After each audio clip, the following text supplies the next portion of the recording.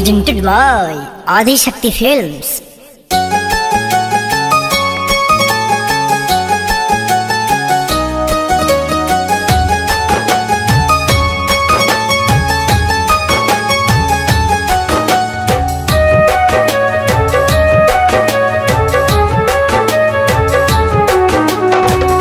आज भी आवेलू जान तू ही तो याद हो। आज भी आवेलू जान तू ही तो याद हो।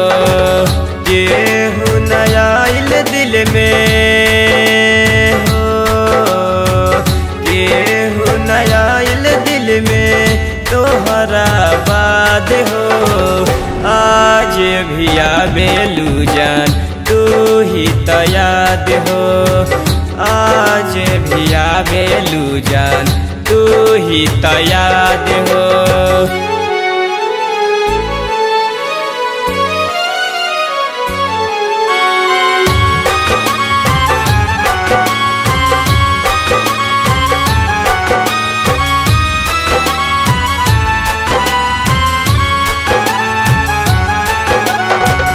चल गईलू जाने कहमा प्रीत छोड़ा के।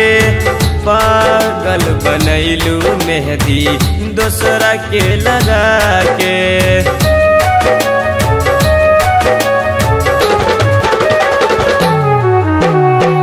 चल गईलू जाने कहमा प्रीत छोड़ा के। पागल बनैलू मेहंदी दूसरा के लगा के। हमके कैलू कैद अपने भैलू आजाद हो। हमके कैलू कैद अपने भैलू आजाद हो। आज भी आवेलू जान तू ही तो याद हो।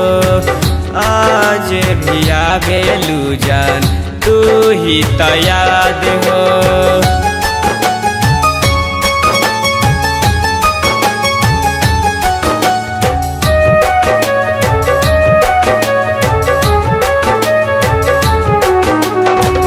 दिल हमारे तोड़ दिहलू शीशा के जैसे। बोला भुलाई उज्जवल तोहरा के कैसे।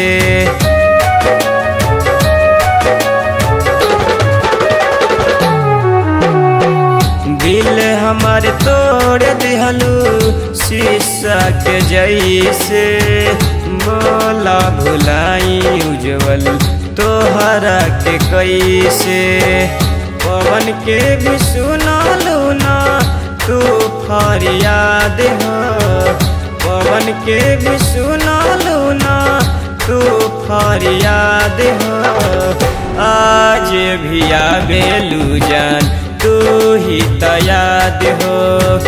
आज भी आवेलू जान तू ही तो याद हो। आज भी आवेलू जान तू ही तो याद हो। आज भी आवेलू जान तू ही तो याद हो। केहू नया दिल में हो, केहू नया दिल में तोहरा बाद हो। आज भी आवेलू जान तू ही तो याद हो। आज भी आवेलू जान तू ही तो याद हो। Presented by Adi Shakti Films.